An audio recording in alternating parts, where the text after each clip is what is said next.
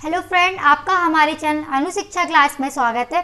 तो आज की क्लास हम स्टार्ट कर रहे हैं जो दिल्ली पुलिस में यानी कि मैथ के क्वेश्चन बार बार पूछे जाते हैं, इंपॉर्टेंट क्वेश्चन, वो क्वेश्चन हम आपको लेकर आए हैं। तो यहाँ पर पहला क्वेश्चन हमारा दिया गया है कि एक आयत की लंबाई में 40% वृद्धि हो जाती है तो चौड़ाई को किस प्रतिशत से कम किया जाना चाहिए ताकि क्षेत्रफल वही रहे। तो इस वाले क्वेश्चन को हम इस तरीके से करेंगे। यहाँ पे दिया है आयत की लंबाई 40% वृद्धि हो जाती है, तो यहाँ पे पहले क्या हो यानी कि प्रतिशत वाला क्वेश्चन है, तो पहले क्या होगा 100% होगा हर एक चीज़ में। तो लंबाई में 40% वृद्धि हो जाती है, तो परसेंट का मतलब ये होता है 100, तो 40% वृद्धि हो जाती है तो इसका मतलब 140 हो जाएगा यहाँ पे। ठीक, तो 140% की यानी क्या हो गई है, वृद्धि हो गई। अब क्वेश्चन में दिया है कि चौड़ाई को किस प्रतिशत से कम किया जाना चाहिए ताकि क्षेत्रफल वही रहे, तो किस प्रतिशत से कम किया जाना चाहिए। तो यानी कि जब 100 है, यहाँ पे 140 है, तो कितना कम कर दें कि इसके बराबर हो जाए, यानी कम किया जाए। तो 40 गुणे में 100 हो जाएगा और अपॉन में कितना हो जाएगा, किससे कम कर रहे हैं हम लोग, 140 से कम कर रहे हैं। तो 140 क्या आएगा हमारा, नीचे हो जाएगा।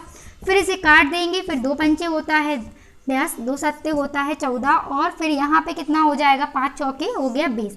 तो 200/7%, ये हमारा इसका क्या हो गया, पहले का आंसर आ गया। ठीक, अब हम इसका दूसरा क्वेश्चन देखेंगे।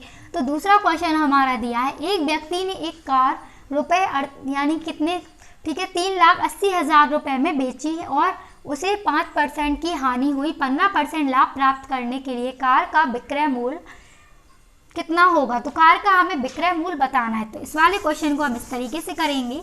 यहाँ पे विक्रय मूल्य पूछा है और हमारे पास क्रय मूल्य कितना दिया, यानी कि क्या दिया है, 3,80,000 रुपये में बेची जाए। तो ये हमारा क्या है, पहले विक्रय मूल्य तो हमारा दिया है 3,80,000, ठीक है, बेची जा रही है। और फिर हमें क्या दिया है, हानि परसेंट कितनी दी है, 5%। तो यहाँ पे क्या होगा, क्रय मूल्य पूछा जाएगा क्योंकि वो बेच रहा है, तो क्रय मूल्य बराबर होता है हमारा विक्रय मूल्य, गुणे में होता है 100, अपॉन में यहाँ पे होता है लाभ या फिर हानि परसेंट। ठीक है, ठीक, ये हो जाएगा हमारा।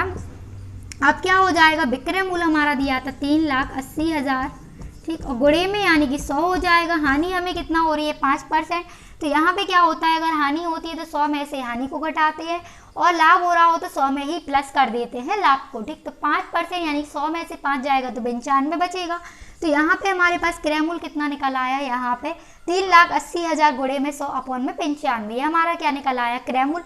अब क्वेश्चन में उसने पूछा है कि इसका विक्रय मूल्य क्या होगा, तो विक्रय मूल्य बराबर में होता है, क्रय मूल्य कितना निकला है 3,80,000, तो यहाँ पे हो जाएगा 3,80,000, गुणे में कितना दिया है हमारा, यहाँ पे गुणे में यहाँ पे दिया था 100, अपॉन में दिया है 95। अब यहाँ पे कितना हो जाएगा, ठीक, विक्रय मूल्य बराबर हो गया क्रय मूल्य, और ऊपर यहाँ पे दिया होता लाभ परसेंट प्लस में हानि या जो भी हो, ठीक है, लाभ प्लस, ठीक, यहाँ पे हो गया लाभ या हानि। ठीक, तो लाभ कितना हो रहा है 15%, तो 100 में 15 जोड़ देंगे तो ये हो जाएगा 115, अपॉन में कितना हो जाएगा 100, फिर 0 से 0 कट जाएगी, इसे हम 5 से काटेंगे, 5 दूनी होता है 10, 5 तिया 15, फिर 5 एकम 5, 5 नम 45, ये काट दिया। अब 19 दूनी होता है हमारा 38, तो कितने जीरो आ जाएंगे, 1 2 3 4 जीरो, यहाँ पे हो गया 4 जीरो। अब 23 का हमने इसमें गुणा कर दिया तो यहाँ पे कितना हो जाएगा 46, फिर ठीक है, तो आंसर में हो गया हमारा 4,60,000 रुपये। ठीक, तो ये हमारा क्या हो गया, कार का विक्रय मूल्य निकल आया। तो पहले हमने इसमें क्या किया, हमारे पास विक्रय मूल्य तो दिया ही था क्योंकि बेची जाए, तो पहले हमने क्रय मूल्य का फॉर्मूला लगाया, फिर हमने लास्ट में उसने पूछा है विक्रय मूल्य बताना है, तो फिर हमने क्या लगाया है, विक्रय मूल्य का फॉर्मूला लगाया है। तो इसे सॉल्व किया है तो आंसर में आ गया 4,60,000। ठीक, अब हम इसका तीसरा क्वेश्चन देखेंगे। तो तीसरा क्वेश्चन हमारे पास दिया है, यहाँ पे दो प्राकृतिक संख्याओं का अनुपात 6:8 है और उनका गुणनफल 768 है, उनमें से छोटी संख्या ज्ञात कीजिए। तो इनमें हमें क्या करना है, छोटी संख्या ज्ञात करनी है। तो छोटी संख्या ज्ञात करने के लिए क्या करना होता है हमें यहाँ पे, ठीक, तो हम तीसरा क्वेश्चन अब सॉल्व कर रहे हैं। तो तीसरा क्वेश्चन हमारा हो जाएगा यहाँ पे 6:8, ठीक, तो ये दिया है उनका गुणनफल, यानी कि इन दोनों का ही गुणनफल करेंगे। तो यहाँ पे हो जाएगा 6x, इंटू में हो जाएगा 8x, बराबर में कितना दिया है, गुणनफल कितना दिया है 700, 68 दिया है, इन दोनों का ही मिला के अब गुणा कर लेंगे तो कितना हो जाएगा, 8 6 होता है 48, तो 48 का 48 में हो गया, और x में होता है गुणे में, तो घातें क्या होती है, जुड़ जाती है, तो x एक x ये है, एक x ये है, तो कितना हो जाएगा 2x हो जाएंगे, तो यहाँ पे हो गया x² बराबर में कितना हो गया 768। अब हम इसे काट देंगे तो काटने पे हो जाएगा 2 3 6, 2 8 16, फिर 2 चौके 8, फिर इसे 2 से काट दिए, 2 दूनी 4, 2 चौके 8, फिर हम इसे 6 से काट दे रहे, 6 6 36, 6 चौके 24, 6 चौके 24, ठीक। 4 से काट दे रहे, 4 एकम 4, फिर 4 6 होता है 24, ठीक। तो x² बराबर हमारे पास 16 आ गया, तो x बराबर हमारे पास कितना हो जाएगा, 4 हो जाएगा, क्यों, क्योंकि इस पे अंडर रूट चढ़ जाएगा और वर्ग यानी कि 16 वर्ग होता है 4 का, तो x बराबर आ गया 4। अब हम इसमें क्वेश्चन में पूछा है कि छोटी संख्या बताइए, तो इन दोनों में से ही बताना होगी जो अनुपात में है, तो इन दोनों में से छोटी संख्या कौन सी है, 6 है, तो 6x दिया था यहाँ पे, तो x बराबर हमने रख दिया 4, तो 6 गुणे 4 हो गया, गुणा कर दिया तो आंसर में आ गया 6 चौके 24, ठीक। ये हमारा क्या हो गया, तीसरे का आंसर आ गया 24।